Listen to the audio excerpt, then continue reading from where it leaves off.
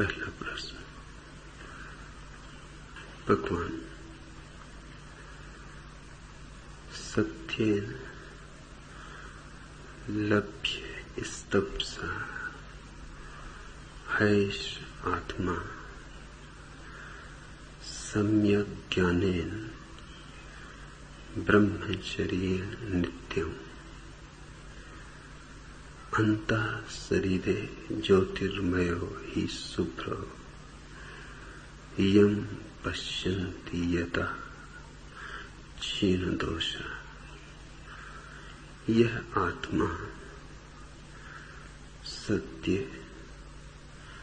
तप सम्यक ज्ञान और ब्रह्मचर्य से ही प्राप्त किया जा सकता है, जिससे दोषहीन यति देखते हैं वह शुभ्र आत्मा इसी शरीर के अंदर वर्तमान है। भगवान, मुंडकोपनिषद के सूत्र को हमारे लिए बोधगम्य बनाने की कृपा करें। शरणानंद,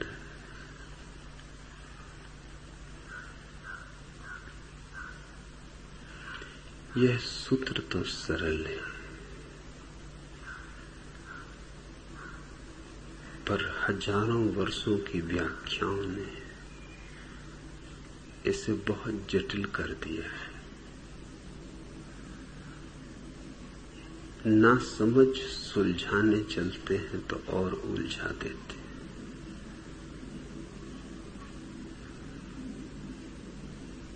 नीम हकीम से सावधान रहना जरूरी है। बीमारी इतनी खतरनाक नहीं जितना नीम हकीम खतरनाक सिद्ध हो सकता है। बीमारी का तो इलाज है, लेकिन नीम हकीम के चक्कर में पड़ जाओ तो इलाज नहीं। और नीम हकीमों से दुनिया भरी हुई। एक आदमी को सर्दी जुकाम था, बहुत दिनों से था और बार बार लौट आता था। बड़े बड़े चिकित्सकों के पास गया, कोई इलाज न कर पाया। फिर एक नीम हकीम मिल गया। उसने कहा, ये भी कोई बड़ी बात है, ये तो बाएं हाथ का खेल, चुटकी बजाते दूर कर दूंगा। इतना करो, सर्दी की रातें हैं, आधी रात में उठो, झील पर जाकर नग्न स्नान करो, झील के किनारे खड़े होकर ठंडी हवा का सेवन करो। वो आदमी बोला, आप होश में हैं या पागल? सर्द रातें हैं, बर्फीली हवाएं, आधी रात को नंग धड़ंग झील में स्नान करके खड़ा होऊंगा, हड्डी हड्डी बच जाएगी, इससे मेरा सर्दी जुकाम दूर होगा। नीम हकीम ने कहा, ये मैंने कब कहा कि इससे सर्दी जुकाम दूर होगा? इससे तुम्हें डबल निमोनिया हो जाए, और डबल निमोनिया का इलाज मुझे मालूम। फिर मैं निपट लूंगा।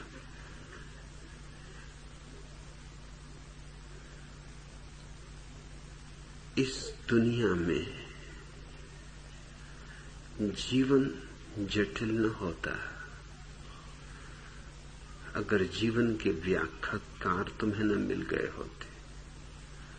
उन्होंने सर्दी जुकाम को डबल निमोनिया में बदल दिया है।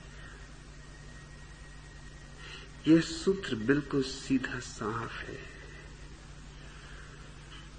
लेकिन जब तुम इस सूत्र को पढ़ोगे तो तुम सूत्र नहीं पढ़ रहे हो। सूत्रों के सुंदर शब्द आच्छादित हो गए हैं न मालूम कितनी व्याख्याओं से, जिससे जब तुम पढ़ोगे सत्य क्या समझोगे, पढ़ोगे तब क्या समझोगे, पढ़ोगे सम्यक ज्ञान क्या समझोगे, पढ़ोगे ब्रह्मचर्य क्या समझोगे। शब्द तो बहुत दूर खो गए हैं जंगलों में व्याख्याओं की। तुम्हारे हाथ में व्याख्याएं रह गई।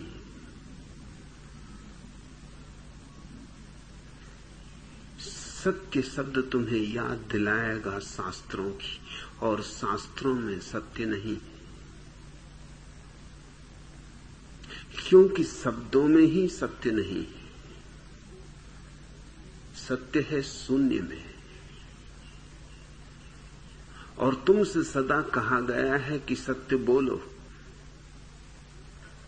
तुम्हारे भीतर सत्य में और बोलने में एक संयोग बन गया है। सत्य बोला नहीं जाता, जिया जाता है, अनुभव किया जाता है। यद्यपि जिसने सत्य का अनुभव किया उसके आचरण में, उसके उठने बैठने में, उसके हलन चलन में, उसकी हर गतिविधि में सत्य की आभा होती। उसके शब्दों में भी शब्द की प्रतिध्वनि होती, सत्य नहीं, प्रतिध्वनि। और उस प्रतिध्वनि को वही समझ पाएगा जिसने अपने भीतर का सत्य जाना हो।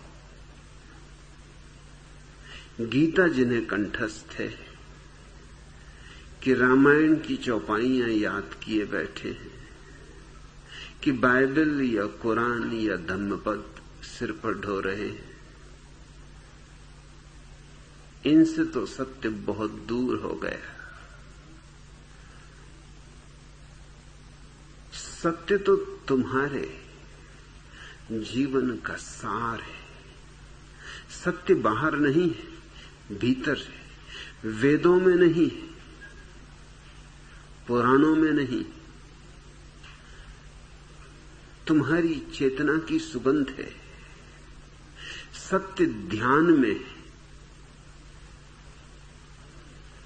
लेकिन जब भी तुम सत्य शब्द को सुनते हो तो तुम्हें लगता है शास्त्र, याद आते हैं वेद, कुरान, बाइबल, याद आते हैं बुद्ध, महावीर, कृष्ण, क्राइस्ट, मोहम्मद। सत्य शब्द सुन के कभी तुम्हें अपनी याद आती?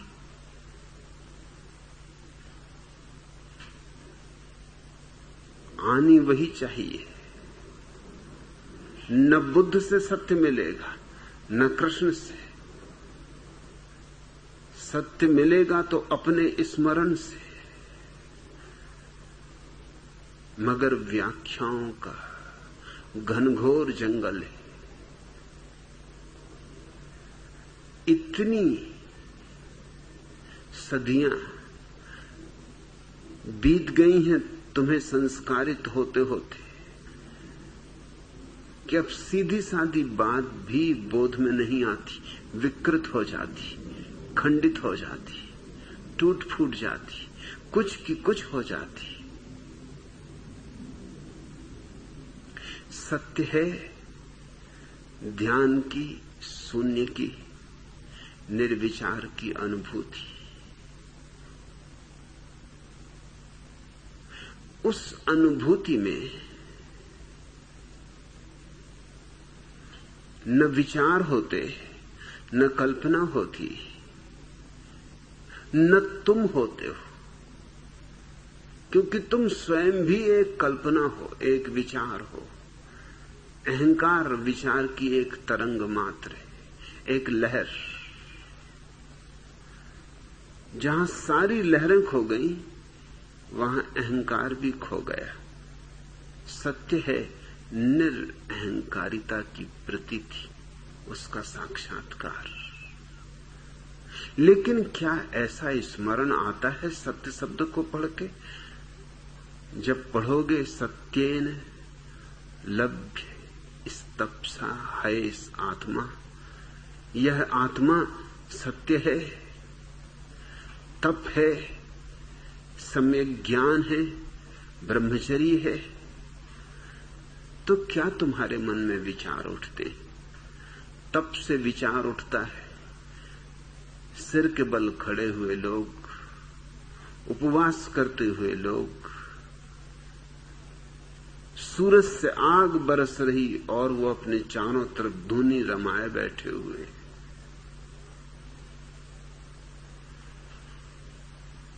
तब से तुम्हें क्या याद आता है? कांटों पर लेटे हुए लोग, सर्दियों में बर्फीली नदियों में नग्न खड़े लोग, कि गर्मियों में जलती हुई रेत पर पालथी मारे हुए बैठे हुए लोग, जटाजूटधारी,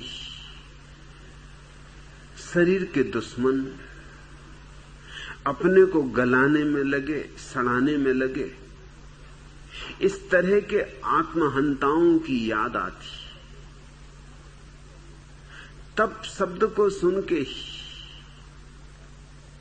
याद आती उन लोगों की जो अपने को कष्ट देने में कुशल है। दुनिया में दो तरह के हिंसक हैं। एक वे जो दूसरों को सताते,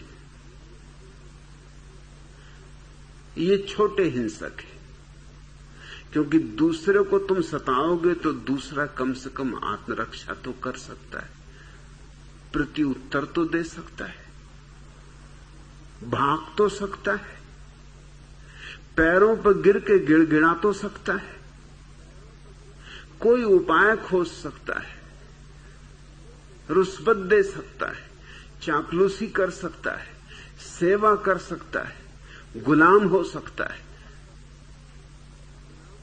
और दूसरे तरह के वे आत्महिंसक हैं जो खुद को सताते हैं।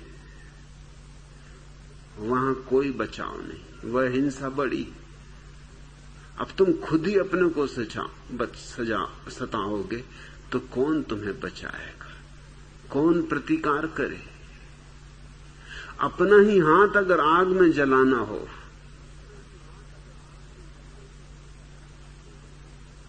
तुमने ही अगर तय किया हो आग में जल जाने का, तो फिर बचना मुश्किल है। आत्महत्या करने वाले व्यक्ति को कैसे बचाओगे? कानून नियम बनाता है मगर बचा पाता है क्या? कानून बड़ा मूढ़तापूर्ण मालूम पड़ता है। कानून कहता है जो आदमी आत्महत्या करेगा उसको सजा मिलेगी। अभी बड़े मजे की बात, उसने तो आत्महत्या कर ही ली, अब तुम क्या खाक सजा दोगे? सजा तुम उसको दे सकते हो जो आत्महत्या कर रहा हो और कर न पाया हो, और जो आत्महत्या करना चाहता है, क्या इस दुनिया में उससे कुछ कमी है? इतने सरदार इतनी बसें चला रहे हैं, ट्रकें चला रहे हैं, देसी ठर्रा पिए हुए ट्रेनें चल रही हैं, मालगाड़ियां दौड़ रही हैं, झाड़ हैं, पहाड़ हैं, नदी है, समुद्र है। जिसको आत्महत्या करनी है इस बड़े जगत में, कोई उसे बचा सकता है? कैसे बचाओगे? कोई नहीं बचा सकता। हां, पकड़ा जाता है वह व्यक्ति जो करना नहीं चाहता था, यूं ही करने का बहाना कर रहा था, करने की तरकीब कर रहा था कि उसका कुछ प्रभाव पड़ जाए। धमका रहा था। स्त्रियां आत्महत्या के बहुत उपाय करती, 2-4 गोली खा लेंगी नींद की, मगर इतनी कभी नहीं खाती कि मर जाएं। इतनी ही खाती हैं कि तुमको थोड़ी मुसीबत में डाल दें, कि अब डॉक्टर को बुलाओ, कि पुलिस से छिपाओ, कि अब डरो उनसे, कि अब दोबारा तुमने जो भूल की थी अब ना करना, अब उनकी मान के चलना। ये उनकी तरकीब है, ये गांधीवादी तरकीब है, अपने को सता के तुम पे कब्जा पाने की।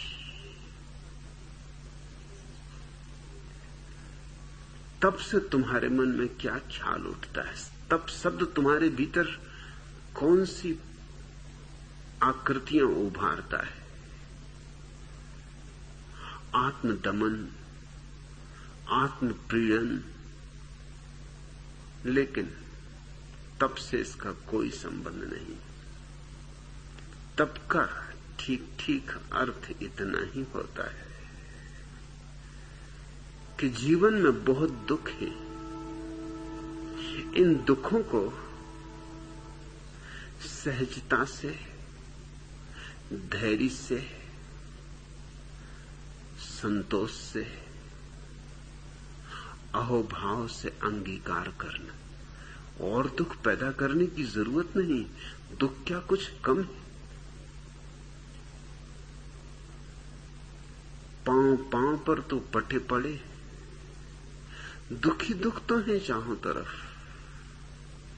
लेकिन इन दुखों को भी वरदान की तरह स्वीकार करने का नाम तप है। सुख को तो कोई भी वरदान समझ लेता है, दुख को जो वरदान समझे वह तपस्वी है। जब बीमारी आए उसे भी प्रभु की अनुकंपा समझे, उससे भी कुछ सीखे। जब दुर्दिन आए तो उनमें भी सुदिन की संभावना पाए। जब अंधेरी रात हो तब भी सुबह को न भूले। अंधेरे से अंधेरी बदली में भी वो जो शुभ्र बिजली कौंध जाती है उसका विस्मरण न हो। कुछ दुख आरोपित करने की जरूरत नहीं, दुख क्या कम है। इसलिए मैं अपने सन्यासी को नहीं कहता कि संसार को छोड़ो, जंगल में जाओ, अपने को सताओ। संसार में कोई दुखों की कमी है कि तुम्हें जंगल जाना पड़े? यहां तरह तरह के दुख हैं। जीवन चारों तरफ संघर्ष, प्रतियोगिता, वैमनस्य, ईर्षा, जलन, द्वेष, इन सब से भरा है। एक दुश्मन नहीं, 1000 दुश्मन। जिनको तुम दोस्त कहते हो वो भी दुश्मन। कब दुश्मन हो जाएंगे कहना मुश्किल है। मैकियावेली ने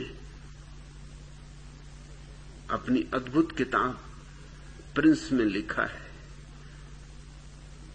कि अपने दोस्तों से भी वह बात मत कहना जो तुम अपने दुश्मनों से न कहना चाहो। क्यों? क्योंकि तुम्हारा जो आज दोस्त है वो कल दुश्मन हो सकता है। मैकियावेली पश्चिम का चाणक्य है।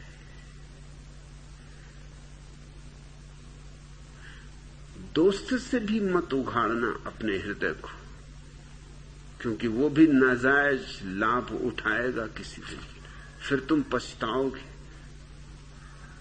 यहां तो सब तरफ कांटे ही कांटे हैं। अब और कांटों की सैया बनाने की जरूरत क्या है? तुम जिस सैया पर सोते हो रोज वह कांटों की नहीं, उतने से मन नहीं भरता। पत्नी और पति तुम्हें कम दुख दे रहे हैं,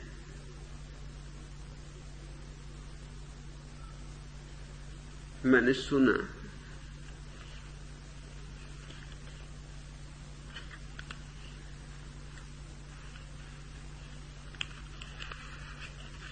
पति पत्नी में पति के देर से घर लौटने पर झगड़ा हो रहा था। पत्नी बोली, अगर आप आइंदा रात 9 बजे के बाद आएंगे तो मैं आपको छोड़कर किसी और से शादी कर लूंगी। पति ने कहा, तब तो पड़ोस वाले गुप्ता जी से ही कर लेना। पत्नी ने आश्चर्यचकित होते हुए पूछा, गुप्ता जी से ही क्यों? पति ने शांति से उत्तर दिया, मैं उनसे बदला लेना चाहता हूं। यहां कुछ कमी है। एक दोस्त अपने संगी साथी से कह रहा था, बारिश आने वाली है, मुझे बड़ा डर लग रहा है, मेरी पत्नी बाजार गई हुई। उसके मित्र ने कहा, इसमें डरने की क्या बात है? अरे बारिश कुछ उसे गला तो न देखी, कोई मिट्टी की तो बनी नहीं। बहुत बारिश आ जाएगी तो किसी दुकान में घुस के खड़ी हो जाएगी। मित्र ने कहा, इसी का तो डर है। जिस दुकान में घुस जाती वहीं उधारी करके आ जाती। इस जिंदगी में तुम दुख तो देखो, कुछ कमी है, तब करने कहां जा रहे हो?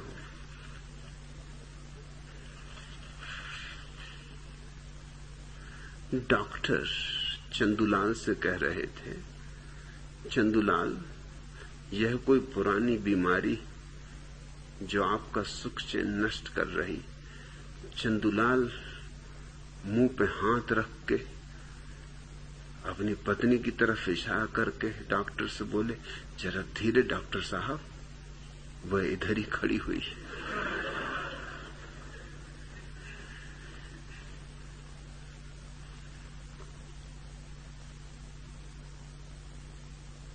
एक पुरुष और एक स्त्री पार्क में बैठे बहुत जोर जोर से बातें कर रहे थे।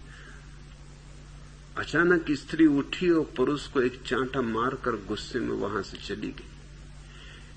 इतने में पास से गुजरने वाले व्यक्ति ने वहां बैठे पुरुष से पूछा, वह स्त्री क्या आपकी पत्नी थी? इस पर पुरुष ने बड़े तैस में आके जवाब देते हुए कहा, और नहीं तो क्या, तुम मुझे इतना बेगैरत इंसान समझते हो कि मैं किसी ऐरी गैरी स्त्री से चांटा खा लूंगा?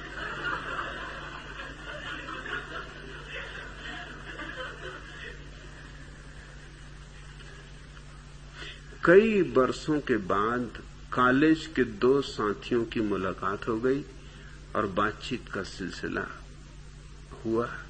कैसे रहे इतने वर्षों तक? कोई खास बात नहीं हुई। कॉलेज छोड़ने के फौरन बाद मैंने शादी कर ली थी। ये तो बड़ा अच्छा किया। नहीं, मेरी पत्नी बहुत लड़ाका थी। ओह, इससे जीवन जहर हो गया होगा। नहीं, इतना बुरा भी नहीं हुआ। दहेज में 5000 रुपए मिले थे, उससे तो बड़ा फायदा हुआ होगा। नहीं, उस रकम से मैंने दुकान कर ली, लेकिन बिक्री ही नहीं होती थी, तब तो बड़ी मुसीबत रही होगी। नहीं, बुरा भी नहीं हुआ। युद्ध काल में दुकान बड़े भाव में बेच दी, 10,000 का नकद फायदा हो गया। यह बहुत अच्छा किया तुमने। नहीं, इतना अच्छा भी नहीं हुआ। उस रकम से मैंने एक मकान खरीद लिया और मकान में आग लग गई। यह तो बड़ी बदकिस्मती रही। नहीं, इतनी बदकिस्मती भी नहीं रही, मेरी पत्नी भी उसमें जल गई। यहां जिंदगी में क्या कमी है?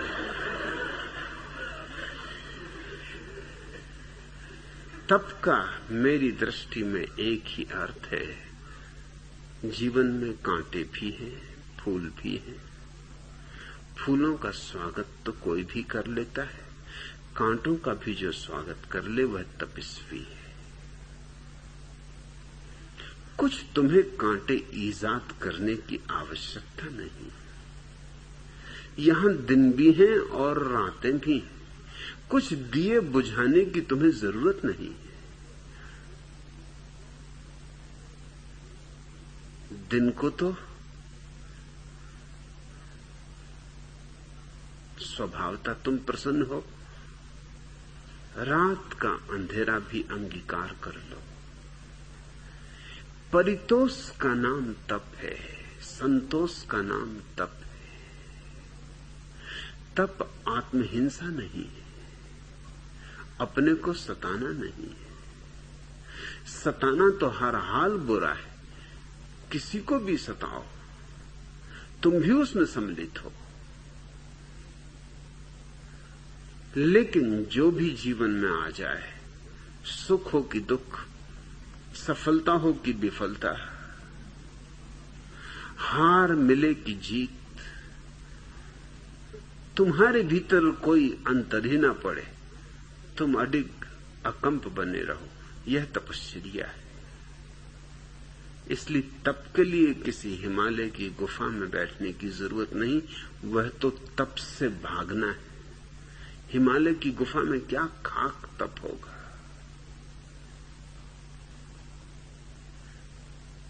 जीवन चुनौती है, प्रतिपल, और हर चुनौती छिज जाती है कटार की तरह, उसे फूल की तरह स्वीकार कर लेना तपस्या है।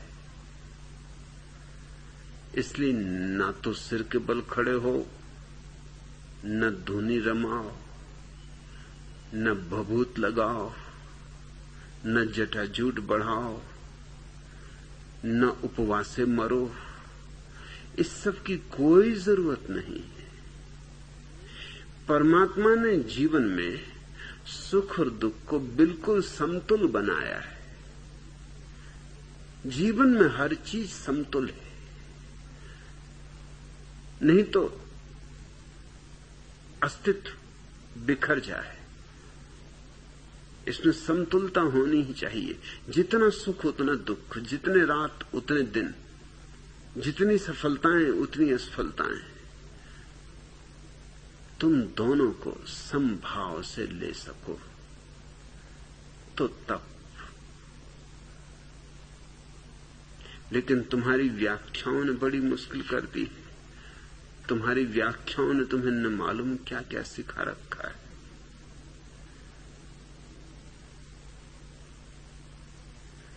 मेरे हिसाब से तब तो जीवन की सहज साधना है, असहज नहीं। प्रत्येक वस्तु को जिस दिन तुम आशीष की तरह स्वीकार करने को राजी हो जाओगे, अहोभाव से जीवन के लिए भी धन्यवाद दोगे परमात्मा को, मृत्यु के लिए भी, बस उस दिन जानना कि तुम्हारे भीतर तप का आविर्भाव हुआ है। सत्य है, अपने स्वयं की शून्यता का, मौन का, निर्विचार का, निर्बीज अवस्था का अनुभव, और तप है बाहर जो जीवन फैला है उसे संभाव से देखने की दृष्टि। फिर तीसरा शब्द है सम्यक ज्ञान। यह शब्द यूं तो हिंदू शास्त्रों में पाया जाता है, मुंडकोपनिषद में है, बौद्ध शास्त्रों में पाया जाता है, जैन शास्त्रों में पाया जाता है। लेकिन जैनों ने इस शब्द पर अपनी आधारशिला रखी, उन्होंने इसे बहुमूल्य माना है। लेकिन अगर जैन पंडित से पूछोगे तो सम्यक ज्ञान का अर्थ होता है जो ज्ञान जैन शास्त्र में है, वो सम्यक ज्ञान। जो ज्ञान जैन शास्त्र में नहीं किसी और शास्त्र में है, वो असम्यक ज्ञान। जैन शास्त्र शास्त्र, अजैन शास्त्र कुशास्त्र। जैन गुरु गुरु, अजैन गुरु कुगुरु।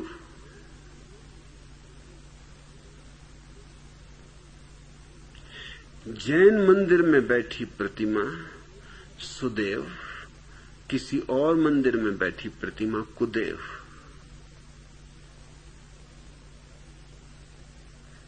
इतने अद्भुत शब्द को, इतने प्यारे शब्द को ऐसा बिगाड़ा, ऐसा गंदा किया। सम्यक ज्ञान का अर्थ होता है ठीक ठीक जानना। सम्यक शब्द का अर्थ होता है ठीक, जैसा है वैसा जानना। एक ही शर्त पूरी करनी जरूरी है। जैन होना जरूरी नहीं, हिंदू या मुसलमान होना जरूरी नहीं, एक शर्त पूरी करनी जरूरी है। और उस शर्त में तुम बड़े चकित होगे। तुम्हें जैन होना, बौद्ध होना, हिंदू होना, मुसलमान होना छोड़ना होगा। अगर सम्यक ज्ञान को पाना है तो तुम्हें वे सारी धारणाएं छोड़ देनी होंगी जो तुम्हारे ज्ञान को सम्यक नहीं होने देती। जब तुम पहले से ही कोई धारणा लेके चलते हो तो तुम उसे कैसे देखोगे जो है? तुम तो वही देखोगे जो तुम देखना चाहते हो। तुम्हारी आंखों पर तो एक पर्दा है, तुम्हारी आंखों में तो एक चित्र रमा है, एक चित्र बसा है। उसी चित्र के आधार से तुम यथार्थ को देखोगे। ऐसा देखना असम्यक ज्ञान। अगर कुरान बीच में आ जाए या गीता, महावीर या बुद्ध, तो तुम जो जानोगे वो असम्यक ज्ञान। कोई बीच में ना आए, तुम सीधा सीधा जानो। जानने की क्षमता तुम्हारी निर्मल हो, स्वच्छ हो, किसी पूर्व ग्रह से आच्छादित नहीं, किसी पूर्व धारणा से भरी नहीं, दर्पण की तरह हो। जो सामने आए उसे झलका दे, जैसा है वैसा झलका दे। यूं न कहे कि इस शकल को मैं न दिखाऊंगा क्योंकि ये शकल सुंदर नहीं। कहते हैं बाबा तुलसीदास को कृष्ण के मंदिर में ले जाया गया तो उन्होंने झुकने से इंकार कर दिया। उन्होंने कहा मैं नहीं झुकूंगा, मैं तो धनुर्धारी राम के सामने ही झुकता हूं।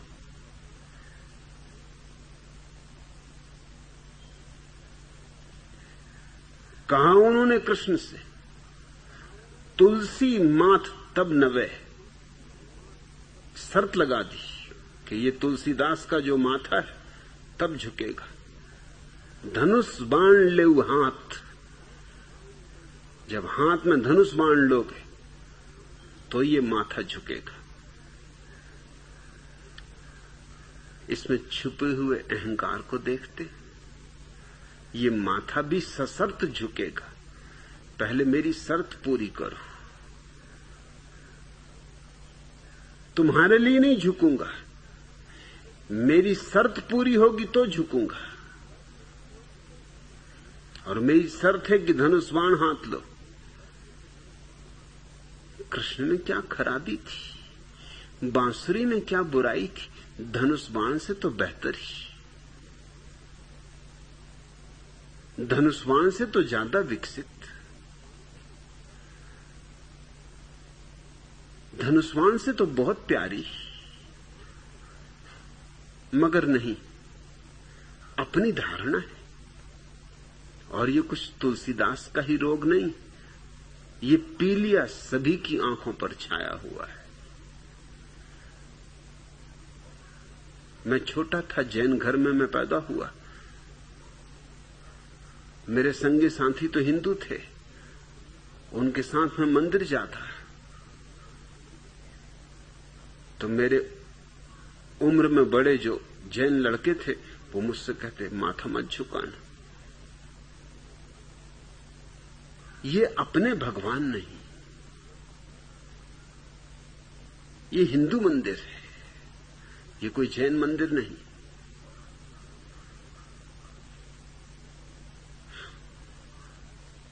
और जब हिंदू बच्चों के साथ मैं कभी जैन मंदिर पहुंच जाता तो वो कोई भी सिर न झुकाते। वो कहते ये नागा बाबा नंग धड़ंग बैठे, इनके सामने क्या सिर झुकाना। वो हंसी मजाक उड़ाते। ये छोटे बच्चों की ही बात होती तो क्षम्य थी, बड़े बच्चों में भी कुछ फर्क नहीं, उम्र ही ज्यादा है, बच्चे वही के वही। तुम किसी जैन मुनि को ले जाओ कृष्ण के मंदिर में, सिर नहीं झुकाएगा। कुदेव के सामने सिर झुके। तुम ले जाओ किसी हिंदू सन्यासी को, वो महावीर के सामने सिर नहीं झुकाएगा, क्योंकि महावीर तो नास्तिक। बुद्ध के सामने सिर नहीं झुकाएगा, बुद्ध तो भ्रष्ट करने वाले। इन्होंने ही तो देश को बर्बाद कर दिया, इन्होंने तो भ्रष्टाचार के बीज बोए। तुम मस्जिद के सामने से गुजरते हो, तुम्हारे मन में कभी भाव उठता है कि झुक जाओ, कि जाके 2 क्षण भीतर आराधना कर लो, प्रार्थना कर लो? सवाल ही नहीं उठता। और झाड़ के नीचे किसी ने पत्थर पर लाल रंग पोत दिया है, 2 फूल रख दिए, एकदम घुटने टेक के हनुमान जी का चालीसा शुरू। मुसलमान को कुछ नहीं होता वहां। तुम्हारी अपनी धारणाएं आंखों पर छाई रहती, उन्हीं से तुम देखते हो, इसलिए कुछ का कुछ देखते हो, जो है वैसा ही नहीं देखते। दर्पण की तरह जो हो जाए वह सम्यक ज्ञान को उपलब्ध होता है। दर्पण का कोई आग्रह नहीं होता, निराग्रही होता है।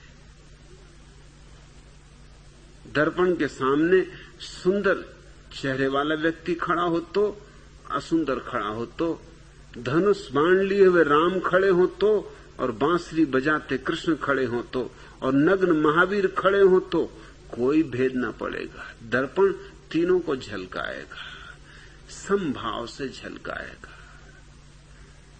सम्यक ज्ञान का अर्थ होता है ठीक ठीक जानना, और ठीक ठीक जानने के लिए जरूरी है शास्त्रों से मुक्ति, सिद्धांतों से मुक्ति,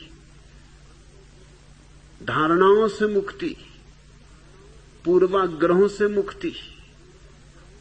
जब तुम ये सारा कचरा अलग कर दोगे, न हिंदू, न मुसलमान, न ईसाई, न जैन, तब तुम सम्यक ज्ञान को उपलब्ध हो सकोगे। लेकिन सारी दुनिया अपने अपने कचरे को पकड़े हुए है, जोर से पकड़े हुए है। मेरा कचरा, सोना, तुम्हारा सोना कचरा, मेरा है इसलिए सोना होना ही चाहिए।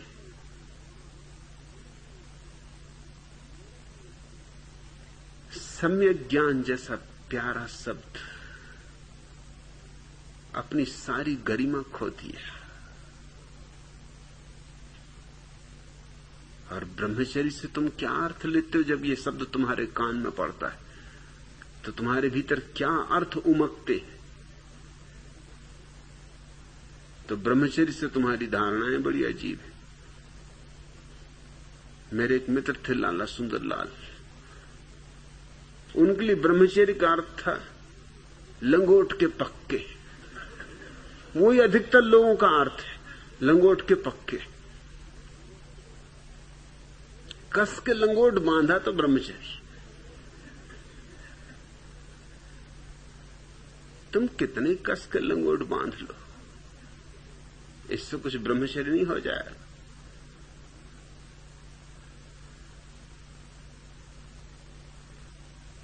ब्रह्मचर्य सिर्फ काम वासना का दमन नहीं,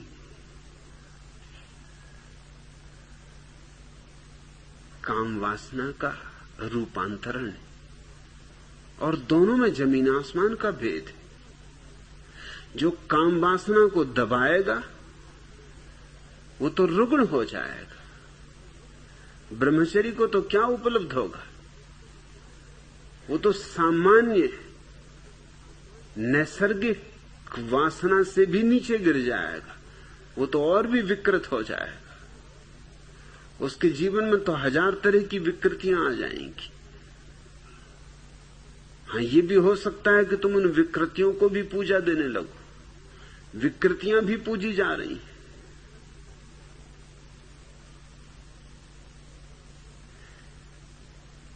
दबाया अगर तुमने अपनी काम वासना को तो वो उभर के निकलेगी। हाँ, नए नए ढंग से निकलेगी कि तुम पहचान ना सको। नई शक्ल लेगी, नए वस्त्र पहनेगी और निकलेगी। अभी मोरारजी देसाई ने 4-6 दिन पहले ही एक वक्तव्य में कहा कि जब मैं प्रधानमंत्री था और कनाडा गया तो उनकी उम्र करीब 83 वर्ष थी। तब 83 वर्ष की उम्र में भी उनको कनाडा में देखने योग्य चीज क्या अनुभव में आई? वो था नाइट क्लब,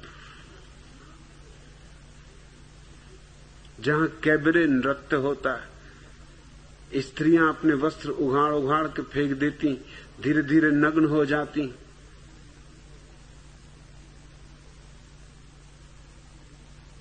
कारण क्या देते हैं वो? कि मैं जानना चाहता था कि नाइट क्लब में होता क्या है, मगर जान के तुम्हें जरूरत क्या है? 83 वर्ष की उम्र में तुम्हें ये उत्सुकता क्या कि वहां क्या होता है? होने तो इतनी बड़ी दुनिया है, इतनी चीजें हो रही। कनाडा में और कुछ नहीं हो रहा था, सिर्फ नाइट क्लब ही हो रहे थे। कनाडा में कुछ और देखने योग्य न लगा, नाइट क्लब, और वो भी चोरी से गए। चोरी से भी जाने योग्य लगा, क्योंकि पता चल जाए कि नाइट क्लब में गए, कैबरे नृत्य देखने गए तो बदनामी होगी। और मोरारजी देसाई तो महात्मा समझो, ऋषि मुनि,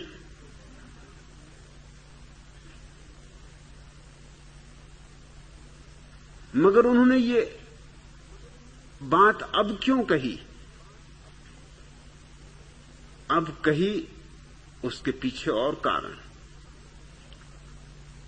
गुजरात विद्यापीठ के विद्यार्थियों के सामने वो अपने ब्रह्मचर्य की घोषणा कर रहे थे, उसमें ये बात भी कह गए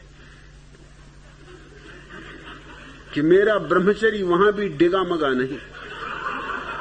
83 वर्ष की उम्र में कैबरे नृत्य देखने गए, ब्रह्मचर्य डगा नहीं उनका।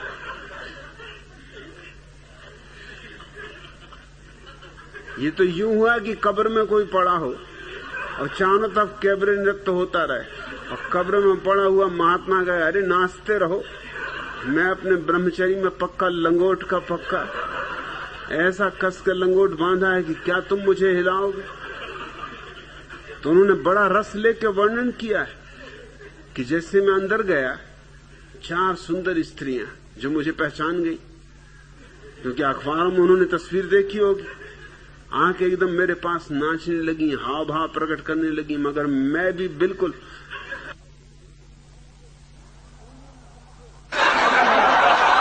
संयम साधे, नियंत्रण किए, अडिग खड़ा रहा।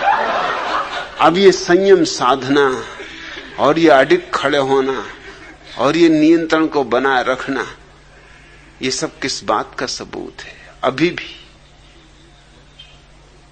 वही सब रोग भीतर छाए हुए हैं, अभी भी कहीं कुछ भेद नहीं पड़ा। नहीं तो नियंत्रण की भी क्या जरूरत थी?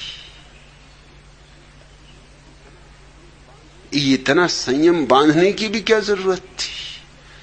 अरे नाचती थी तो नाचने देना था, बैठते और प्रसन्न होते। अगर नाच अच्छा था तो प्रशंसा करनी थी।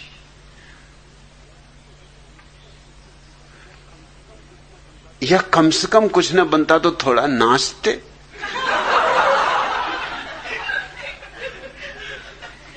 मगर बिल्कुल खड़े रहे, अपने को संभाले हुए कि कहीं पैर फिसल ना जाए। पैर फिसलने का डर,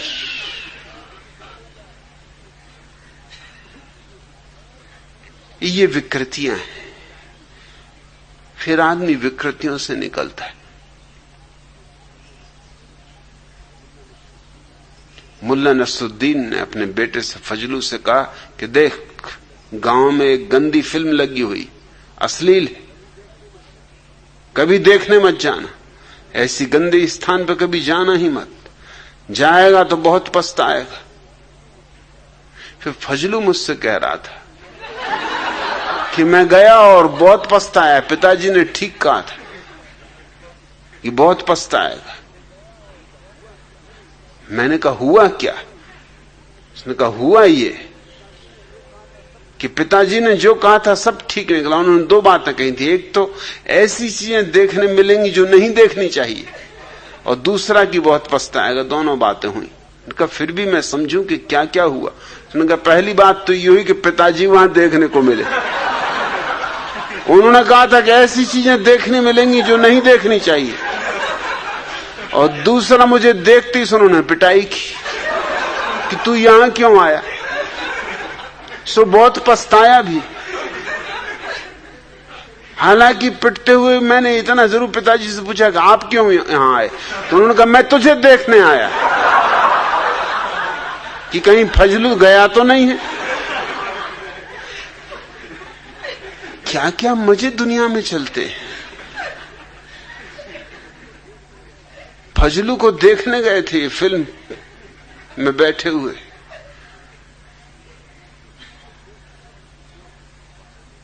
लोग फिर बहाने खोजेंगे। फिर क्या क्या बहाने नहीं खोजते। जैसा ही व्यक्ति दमन करेगा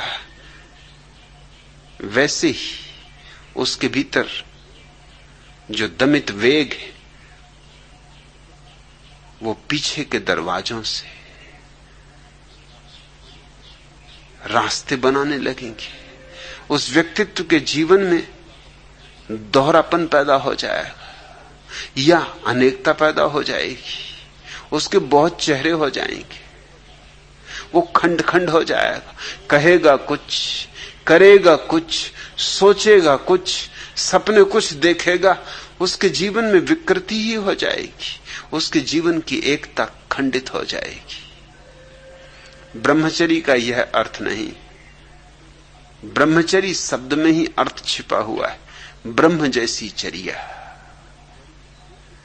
ईश्वरीय आचरण, दिव्य आचरण। दमित व्यक्ति का आचरण दिव्य तो हो ही नहीं सकता। अदिव्य हो जाएगा, पाश्विक हो जाएगा, पशु से भी नीचे गिर जाएगा। दिव्य आचरण तो एक ही ढंग से हो सकता है कि तुम्हारे भीतर जो काम की ऊर्जा है वो ध्यान से जुड़ जाए। ध्यान और काम तुम्हारे भीतर जब जुड़ते हैं तो ब्रह्मचर्य फलित होता है। ब्रह्मचर्य फूल है ध्यान और काम की ऊर्जा के जुड़ जाने का। ध्यान अगर अकेला हो और उसमें काम की ऊर्जा ना हो तो फूल कुम्हलाया हुआ होगा, उसमें शक्ति ना होगी। और अगर काम अकेला हो उसमें ध्यान ना हो तो वो तुम्हें पतन के गर्त में ले जाएगा। काश ये दोनों जुड़ जाएं, ध्यान और काम। काम है शरीर की शक्ति और ध्यान है आत्मा की शक्ति। और जहां ध्यान और काम जुड़े वहां आत्मा और शरीर की शक्ति जुड़ गई। फिर तुम इस महान ऊर्जा के आधार पर उस अंतिम यात्रा पर निकल सकते हो जो ब्रह्म की यात्रा है। तब तुम्हारे जीवन में ब्रह्मचर्य होगा। खंडित व्यक्ति की तो प्रतिभा भी नष्ट हो जाती है। इसलिए तो मोरारजी देसाई जैसे लोगों के पास प्रतिभा नाम मात्र को नहीं, हो ही नहीं सकती। बुद्धि से तो इनकी दुश्मनी हो जाती। तुम्हारे तथाकथित महात्माओं को तुम देखो, इनके भीतर तुम बुद्धि ना पाओगे। इनको तुम बिल्कुल बुद्धू पाओगे, मगर ये तुम्हें बुद्धू दिखाई नहीं पड़ते, क्योंकि तुम्हारी धारणा ये है कि देखो उपवास कर रहे हैं। अब उपवास से बुद्धि का क्या संबंध? बुद्धिमान आदमी उपवास करेगा ही क्यों? जितनी जरूरत होगी उतना भोजन करेगा, न ज्यादा भोजन करेगा न कम भोजन करेगा। बुद्धिमान आदमी तो हमेशा समता से जिएगा। शरीर की जरूरत है उतना भोजन देगा, ज्यादा नहीं देगा क्योंकि ज्यादा शरीर पर बोझ होता है, कम भी नहीं देगा क्योंकि कम शरीर की हत्या करना है। बुद्धिमान व्यक्ति उतना देगा जितना आवश्यक हो, उतना सोएगा जितना आवश्यक है, उतना श्रम करेगा जितना आवश्यक है। ये तो बुद्धुओं के लक्षण है। या तो कम खाएंगे या ज्यादा खाएंगे, या तो कम सोएंगे या ज्यादा सोएंगे, या तो कम श्रम करेंगे या ज्यादा श्रम करेंगे, कभी मध्य में ना हो पाएंगे। गांव में एक प्रसिद्ध नेताजी का भाषण होने वाला था। वे सभा स्थल पर पहुंचे तो देखा वहां सिर्फ एक ही श्रोता बैठा था। नेताजी ने उससे पूछा, अब क्या करना चाहिए? जैसा आप ठीक समझे, उसने उत्तर दिया, मैं एक मामूली किसान हूं और ये जानता हूं कि जब मैं 20 गायों को चारा डालने जाता हूं और यदि वहां सिर्फ एक गाय भी हो तो मैं उसे बिना चारा दिए लौट नहीं आता।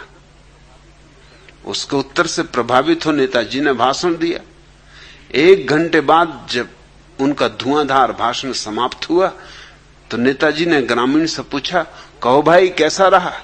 बहुत सुंदर, किसान बोला, लेकिन मैं तो एक मामूली किसान हूं और सिर्फ ये जानता हूं कि 20 गायों की जगह मुझे यदि एक गाय मिले तो मुझे उसको सबका चारा नहीं खिला देना चाहिए।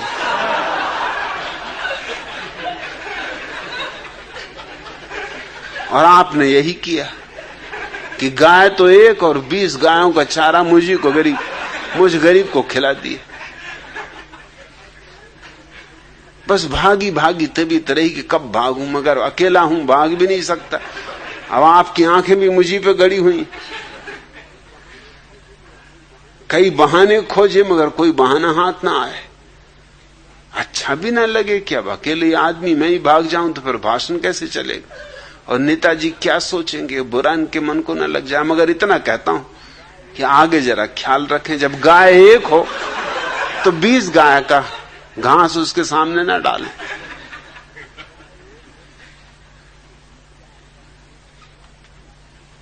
एक साधारण किसान में भी ज्यादा बुद्धि होती तुम्हारे नेताओं से।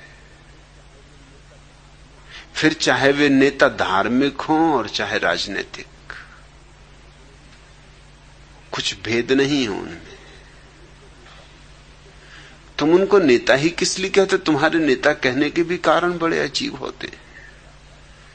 कोई चरखा चलाता है, हाथ की बनाई हुई खादी पहनता नेता हो गया। कोई उपवास करता है, 2-3 घंटे शीर्षासन करता है, महात्मा हो गया। इसमें बुद्धिमत्ता का कहीं भी कोई संबंध है? चरखा चलाने में कोई बहुत बुद्धिमत्ता की जरूरत है? थोड़ी बहुत पहले रही भी हो तो चरखा चलाते चलाते नष्ट हो जाएगी। चरखा चलाओगे, चरखा ही हो जाओगे। बस खोपड़ी में वही चरखा घूमता रहेगा। और कुछ तो और भी पहुंचे हुए तकली चला रहे हैं, बैठे बैठे तकली ही घुमाते रहते।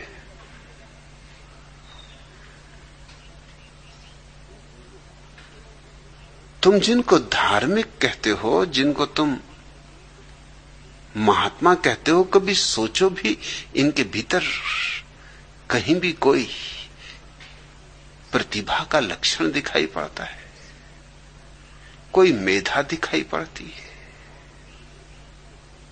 और अगर मेधा ही ना हो तो ब्रह्मचरी नहीं है, ये समझ लेना। क्योंकि ब्रह्मचरी का और क्या सबूत हो सकता है? सबसे बड़ा सबूत होगा प्रतिभा की अभिव्यक्ति, प्रतिभा के हजार हजार फूल खिल जाना, प्रतिभा के कमल खुल जाना, प्रतिभा की सुगंध उड़ जाना। उनके कृत्य में भी प्रतिभा होगी, उनके उठने बैठने में, चलने फिरने में भी। इसलिए चर्या, चलना फिरना, उठना बैठना, उनके जीवन के हर एक कृत्य में तुम एक धार पाओगे, एक चमक पाओगे, एक ओज पाओगे। लेकिन तुम्हारे धार्मिक नेताओं की जिंदगी में तुम जंग लगी पाओगे, और जितनी ज्यादा जंग चढ़ी हो उन पर, उतने ही तुमको वो जचेंगे। क्योंकि तुम्हारी धारणाएं, तुम्हारी मान्यताएं। अब कोई आदमी खड़ा है 10 साल से, खड़े श्री बाबा हो गए, 10 साल से खड़े हो, इससे क्या प्रतिभा का लेना देना है? दुनिया में कौन सा सौंदर्य बढ़ रहा है तुम्हारे खड़े होने से? कौन सी संपदा बढ़ रही, कौन सा सुख बढ़ रहा है, कौन सी शांति बढ़ रही? मगर भक्तगणों की भीड़ लगी हुई, भजन कीर्तन चल रहा है। क्योंकि खड़े श्री बाबा 10 साल से खड़े, 10 साल से नहीं 10,000 साल से खड़े हों। इनके खड़े होने से क्या होता है? ये खड़े खड़े ठूंठ हो गए हों तो भी क्या होता है? या कोई मौन हो गया। मेरे एक मित्र मेरे साथ एक बार कलकत्ता यात्रा पर गए,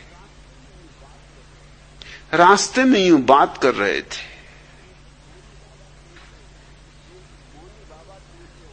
एक मौनी बाबा थे, उनके वो भक्त थे। मैंने उनसे पूछा कि मौनी बाबा में तुम्हें क्या खास बात दिखाई पड़ती? अरे उनका खास बात, आज 20 साल से मौन है। मैंने कहा इसमें तो कुछ खास बात नहीं।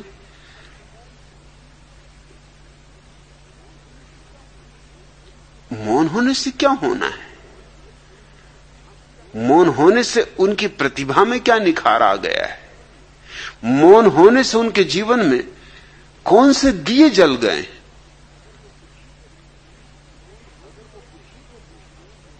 अगर वो बुद्धू थे 20 साल पहले, तो मौन होने से और बुद्धू हो गए होंगे। उन्होंने कहा, आप भी कैसी बात करते? अगर वो बुद्धू होते तो इतने लोग उनको कैसे पूछते? कोई मैं अकेले ही पूछता हूं, कितने लोग पूछते? अब मैंने कहा ये दूसरी बात तुम उठा रहे हो। उन दूसरों से मैं पूछूंगा तो वो कहेंगे कि कितने लोग पूछते, उसमें तुम्हारी गिनती करेंगे। तो तुम दूसरों को देख के पूछ रहे हो। मैंने कहा तुम एक काम करो, मेरे साथ तुम कलकत्ता चल ही रहे हो, तुम 3 दिन मौन रह जाओ और मैं देखो तुम्हारी पूजा करवा दूंगा। उन्होंने कहा आप क्या कहते, मेरी कौन पूजा करेगा? मुझ में कुछ है ही नहीं। मैंने कहा तुम चुप तो रहो, 3 दिन चुप रहना। और पूरा भी नहीं कहता। रात जब सब चले जाएं, दरवाजा बंद करके, तुम्हें जो भी मुझसे कहना हो कह लेना, क्योंकि दिन भर रुके रहोगे, घबरा जाओगे। दुकानदार आदमी हो, 24 घंटे बात करते हो, तो रात एकांत में तुम मुझसे बोलने की स्वतंत्रता रखना। मगर दिन में लाख कुछ हो जाए, अपने को बिल्कुल बांधे ही रखना, बोलने ही मत। कुछ अगर बोलने होगा तुम्हारे लिए तो मैं बोल दूंगा कि जैसी आपकी मर्जी। उनको बात जची करके देख लेने जैसी। कलकत्ते में ठहरता था सोहनलाल दुगड़ के घर पर। वो कलकत्ता के एक बड़े करोड़पति थे। जब मैं उनके घर पहुंचा, वो मुझे लेने आए, तो उन्होंने पूछा कि आपके साथ कौन है? मैंने कहा ये मौनी बाबा। मौनी बाबा? इनकी क्या खूबी? मैंने कहा ये 30 साल से मौन। वो एकदम उनके पैरों पर गिरे। वो बेचारे सज्जन जो दुकानदारी करते थे, कपड़ा बेचते थे, और कपड़ा भी कुछ खास नहीं, कटफीस की एक छोटी सी दुकान थी। सोहनलाल दुगर जैसा करोड़पति उनके पैरों पर गिरे। सख्शाए भी, मैंने उनको इशारा किया कि सख्शाना मत। अब जब मौनी बाबा बन गए तो अब डरना मत, अभी तो बहुत कुछ होगा, ये तो शुरुआत। जब सोहनलाल दुगर तुम्हारे पैर में गिरेंगे तो अभी तुम कलकत्ते के सब मारवाड़ियों को गिरते देखोगे, तुम घबराते क्या? तुम रुको जरा। वो तो इतने घबरा गए कि वो मुझे हाथ से धक्का मारेंगे, भैया ये बात ठीक नहीं।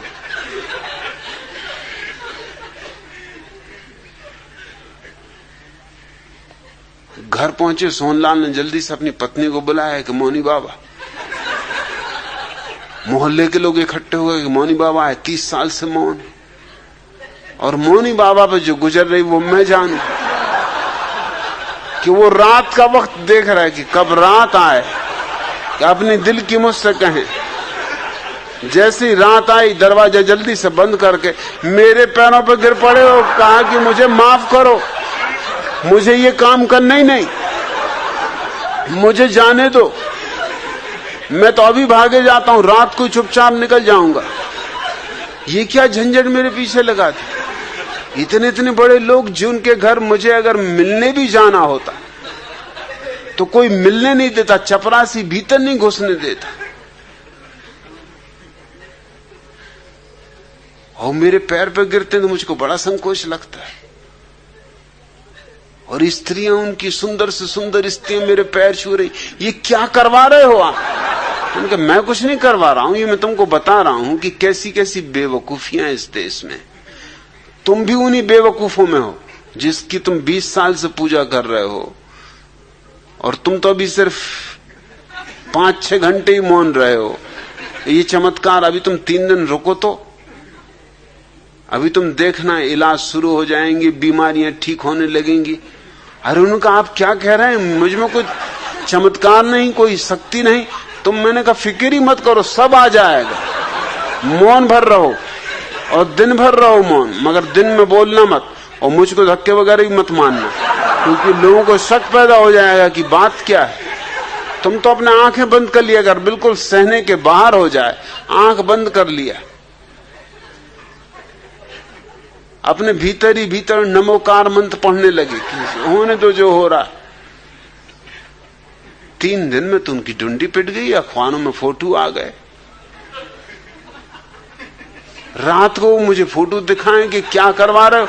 अगर मेरे घर पता चल गया, अगर मेरी पत्नी बच्चों को पता चल गया, तो तुम तो मेरा घर लौटना तंग बंद कर दोगे। ये अखबार अगर वहां पहुंच गए तो मेरी मुसीबत हो जाएगी। और फिर मेरी दुकान की भी तो सोचो। और इधर मैं कटफीस खरीदने आया हूं, तुम नाहक रास्ते में मिल गए। अब मैं कटफीस कहां खरीदूंगा? ये कलकत्ते का बाजार तो खत्म, क्योंकि जिनके आस में कटफीस खरीदता था वो लोग भी मेरे पैर छू रहे हैं। और कई तो मुझे गौर से देखते भी हैं कि शक्ल कुछ पहचानी मालूम होती। 1-2 आदमियों ने प्रश्न भी किया कि 30 साल से मौन है, इस शक्ल कुछ पहचानी मालूम होती। मैंने कहा देखा होगा किसी पिछले जन्म में। अरे जन्म जन्म का नाता है।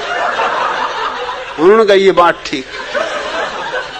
ये कोई साधारण साधक है जो जन्मों से साधना कर रहे हैं, कई बार तुम मिले होगे पिछले जन्मों में, इसलिए शक्ल पहचानी लगती। कहा लगती तो पहचानी सी शक्ल, मतलब कहीं देखा है। और ऐसा भी नहीं लगता कि पिछले जन्म में देखा, इसी जन्म में देखा है। मैंने कहा ये बड़े पहुंचे हुए पुरुष हैं, एक ही साथ कई नगरों में एक साथ प्रकट हो जाते। वो मुझे हुद्दे मारे कि मत ऐसी बातें कहो।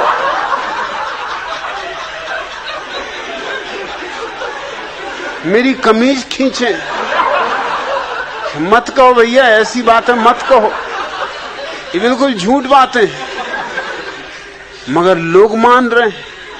मिठाइयां आने लगी, फल आने लगे, और रात मुझको कहें कि क्या करवा रहे हो, इतनी मिठाइयां फल में कहां ले जाऊंगा, तुम ले जाना, घर बाल बच्चों को मोहल्ले में बंटवा देना। स्टेशन पर जब उनको लोग छोड़ने आए कटफिश, तो वो खरीद ही नहीं पाए, क्योंकि अब कहां कटफिश खरीदे। कोई देख ले कटफिश खरीदता कि मोनी बाबा कटफिश खरीद रहे हैं। रास्ते भर मुझ पे नाराज रहे कि और सब तो ठीक, मगर कलकत्ते का बाजार खराब करवा दिया, अब मैं कलकत्ता कभी न जा सकूंगा। मैंने उसका तुम घबराओ मत, तुम एक काम करो, दाढ़ी बढ़ा लो, अगली बार जब कलकत्ता जाओ दाढ़ी मूछ बढ़ा के चले जाना। हाँ, उनका ये बात जचती। मैंने कहा फिर वो लोग कहेंगे कि देखा है कहीं, तो कहना अरे देखना वगैरह तो चलता रहता है, कई लोगों की शक्लें एक जैसी होती हैं, और ना हो तो मैं साथ आ जाऊं। उन्होंने कहा नहीं, आपके तो साथ आने की कोई जरूरत ही नहीं, आपके साथ तो मैं कभी कहीं जाऊंगा नहीं। अगर ट्रेन में मुझे पता भी चल गया कि आप सफर कर रहे हो तो उस ट्रेन से उतर जाऊंगा, और मेरे पैर पकड़ के कहने लगे इतना कृपा करो कि ट्रेन में किसी को खबर ना हो। मतलब ये ट्रेन के लोग तो जबलपुर भी जाएंगे मेरे साथ ही, अगर वहां तक खबर पहुंच गई तो सब चौपट समझो। मेरी पत्नी मुझे मुश्किल में डाल देगी कि तुमसे किसने कहा था कि तुम मौनी बाबा बनो, और तुम कहां से 30 साल मौनी बाबा रहे। 3 दिन के लिए घर से गए और 30 साल मौनी बाबा हो गए। फिर दोबारा जब मैं कलकत्ता जाता था तो लोग उनकी जरूर पूछते थे कि मौनी बाबा नहीं आए, कब आएंगे। मैंने कहा आएंगे, जरूर आएंगे। उनको स्वागत सत्कार ज्यादा पसंद नहीं,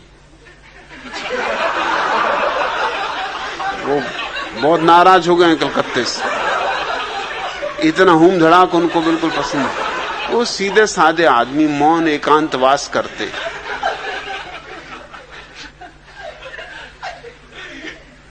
तुम जिनकी पूजा करते हो, जिनको महात्मा कहते हो, उसमें तुम्हारी धारणाएं ही भर काम कर रही हैं। तुम आंख खोल के देखते भी नहीं। ब्रह्मचर्य घटित होगा तो अपूर्व ज्योति प्रकट होगी। वही इस सूत्र का अर्थ है। सत्येन लभ्य स्तप्सा है इस आत्मा, सम्यक ज्ञानेन ब्रह्मचर्येण नित्यम। यह आत्मा अभी मिल जाए, मिली ही हुई है। बस इतना ही चाहिए कि तुम सत्य को जान लो। शून्य में जीवन के सुख दुख में संभाव रखो, तप को पहचान लो। कूड़ा करकट उधार ज्ञान हटा दो, ताकि जो जैसा है उसे वैसा ही देख सको, सम्यक ज्ञान फलित हो। और तुम्हारे भीतर जो शरीर की ऊर्जा है, काम ऊर्जा, और जो तुम्हारी आत्मा की ऊर्जा है, ध्यान ऊर्जा, काम और ध्यान का मिलन हो जाए, काम और राम का तुम्हारे भीतर मिलन हो जाए, तो बस यह आत्मा अभी मिली, इस क्षण मिली। अंतः शरीरे ज्योतिर्मयो ही शुभ्रो। तत्क्षण तुम जान सकोगे कि इसी शरीर में, इसी शरीर के भीतर वह ज्योति छिपी है जो परम शुभ्र है। यम पश्यन्ति यथा क्षीण दोषा। ऐसा उन्होंने देखा है जिन्होंने सारे दोषों से अपने को मुक्त कर लिया है। और यही वे दोष है, विचार दोष है। इसके कारण तुम शून्य नहीं हो पाते। चुनाव दोष है, उसके कारण तुम सम नहीं हो पाते। उधार ज्ञान दोष है, उसके कारण तुम्हारी दृष्टि ठीक ठीक निर्मल नहीं हो पाती। और दमन दोष है, उसके कारण तुम शरीर में छिपी हुई ऊर्जा को आत्मा का वाहन नहीं बना पाते।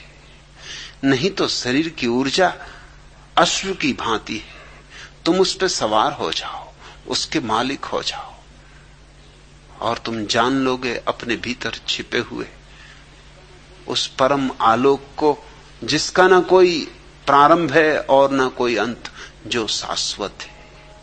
उससे जिसने जाना सब जाना, उससे जिसने जीता उसने सब जीता।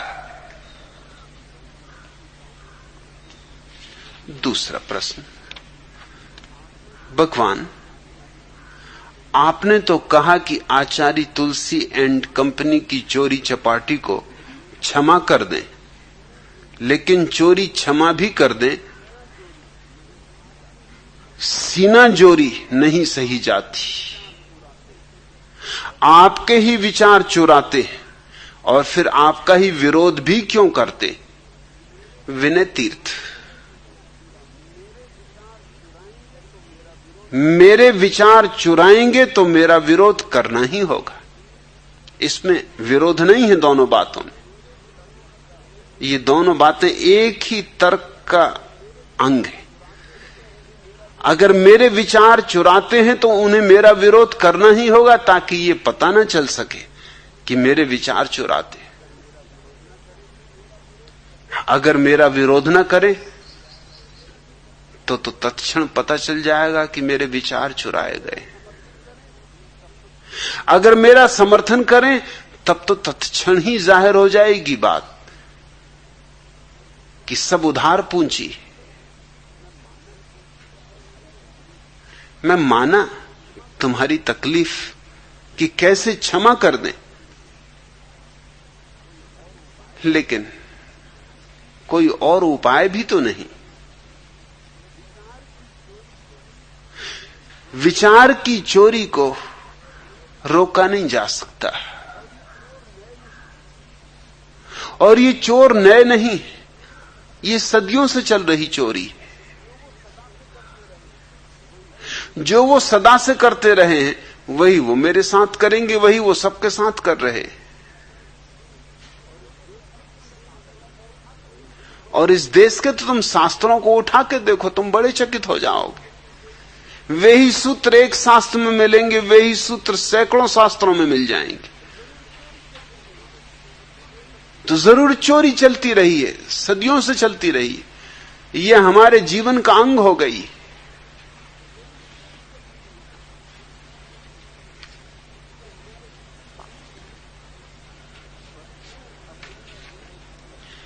बस में अपनी जेब कटती देख यात्री ने शोर मचाया। जेब कतरा उसे पकड़कर थाने लाया और थानेदार से बोला, हुजूर, यह आदमी शहर में अव्यवस्था फैलाता है, हमें शांतिपूर्वक जेब नहीं काटने देता, गंवारों की तरह चिल्लाता है। थानेदार यात्री से बोला, क्यों जी, दिल्ली में नए आए हो क्या? नए नहीं आए तो फिर भांग खाए हो क्या? इस शहर में कायदे कानून नहीं जानते? जेब कतरों से अकड़ते हो? अपनी औकात नहीं पहचानते? यह संभ्रांत जेब कतरा बिना तुम्हारे शरीर को आघात पहुंचाए अपना काम कर रहा था। इसे धन्यवाद देने की बजाय चिल्लाते हो। गांधी के देश में शांति और अहिंसा का मजाक उड़ाते हो। अगर ये तुम्हें छुरा घोंप देता, घोंट देता तुम्हारा गला, कर लेता अपहरण, तब क्या कर लेते तुम और क्या कर लेते हम? खुद अपने ऊपर चाकू चलवाते और दोष पुलिस को लगाते। फिर ये पढ़े लिखे जेब कतरे जेब ना काटें तो कहां जाएं? क्या करें? भूखे मरें, कुएं में पड़ें, इलेक्शन लड़ें, डिग्रियों को चबाएं? सबके सब तो नेता नहीं बन सकते। भाईजान, चिल्लाने से आपदाएं नहीं टलती, उन्हें आराम से सहना सीखो। शहर में आए हो तो शहरियों की तरह रहना सीखो। मेरा मुंह क्या देख रहे हो? चलो बगल के कमरे में जाओ और जेब कतरे जी से चुपचाप अपनी जेब कटवाओ। करो भी क्या विनय तीर्थ? चुपचाप जेब कटवाओ। और ये उल्लू तो हर जगह मिलेंगे, हर साख पे उल्लू बैठे। इनसे बचा भी तो नहीं जा सकता, कोई उपाय नहीं। इनकी जय जयकार करो। तेरी जय हो उल्लू भैया, तेरी जय हो। तुम ही हो अपने पूज्य पिताजी, तुम ही हो मेरी मैया। तेरी जय हो उल्लू भैया। तुम निर्धन के हो दुश्मन, पूंजीपतियों के चाचा। जिसने भी आंख दिखाई झट उसको पड़ा तमाचा। सब तेरे आगे पीछे करते हैं ताता थैया। जय हो उल्लू भैया, तेरी जय हो उल्लू भैया। जितने भी चोर जुआरी सब तुम पर हैं बलिहारी। कभी कभी तो मुझको तुम लगते हो सरकारी। हो जाए तुम जैसा तर जाए उसकी नैया। तेरी जय हो उल्लू भैया। हम कवियों से लक्ष्मी जी रहती हैं रूठी रूठी। जब से आए धरती पर तब से ही किस्मत फूटी। भिजवा दो दिवाली पर केवल 2 लाख रुपया। तेरी जय हो उल्लू भैया। हे लक्ष्मी के वाहन, तुम बहुत बहुत गुणकारी। तेरे पट्ठों के दम से चलती है दुनिया सारी। हर साख पे बैठे बैठे तुम उड़ा रहे कनखैया। तेरी जय हो उल्लू भैया। और करो भी क्या विनय तीर्थ? इसलिए मैंने कहा क्षमा करो। आज इतना है।